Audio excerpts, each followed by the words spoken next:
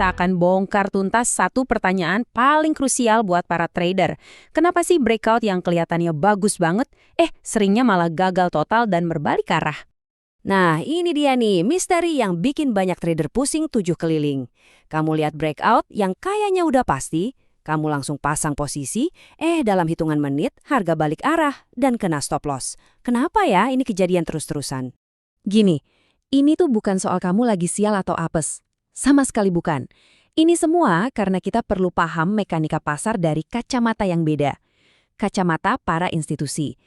Kuncinya adalah berhenti melihat pasar sebagai sekumpulan pola gambar dan mulai melihatnya sebagai sebuah arena perburuan likuiditas. Biar kebayang, kita harus tahu dulu seberapa besar panggung permainan ini. Menurut Bank for International Settlements, $7,5 triliun itu nilai transaksi harian di pasar forex global. Gila kan? Nah, untuk memindahkan uang sebanyak itu, para institusi butuh satu hal yang super penting, likuiditas yang melimpah ruah. Oke, sekarang ayo kita bedah bareng-bareng.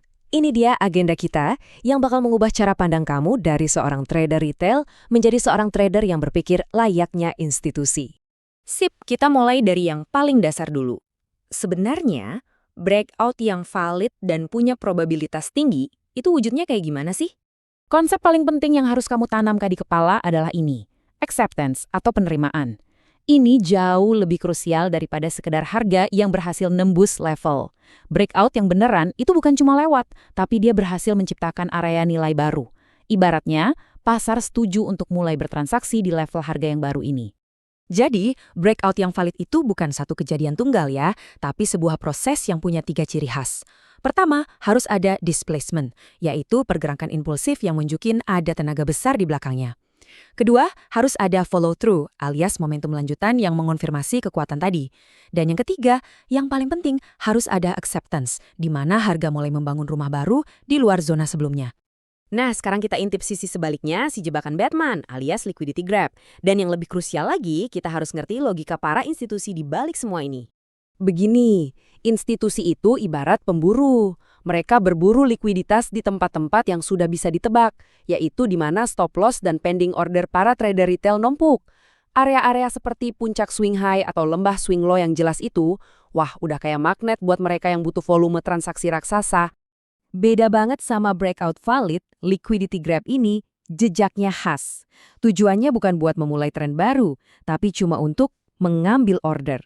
Gerakannya super cepat, penolakannya tajam, dan harga langsung balik kucing, gagal bertahan. Misinya selesai saat stop loss kita semua kena, bukan saat level baru berhasil dipertahankan. Oke, pertanyaannya sekarang, gimana caranya kita bedain keduanya secara praktis, apalagi pas market lagi gerak cepat? Nah, mari kita pecah-pecah perbedaan utamanya. Coba deh, perhatikan tabel ini baik-baik. Fokus ke kolom yang kanan. Itu ciri-ciri liquidity grab. Tembusnya tipis doang, harganya langsung ditarik lagi, terus volumenya mendadak hilang setelah lonjakan singkat. Kalau kamu lihat tanda-tanda ini, langsung pasang mode waspada. Ini lampu kuning, bahkan merah. Jadi, poin paling krusialnya cuma satu, follow through.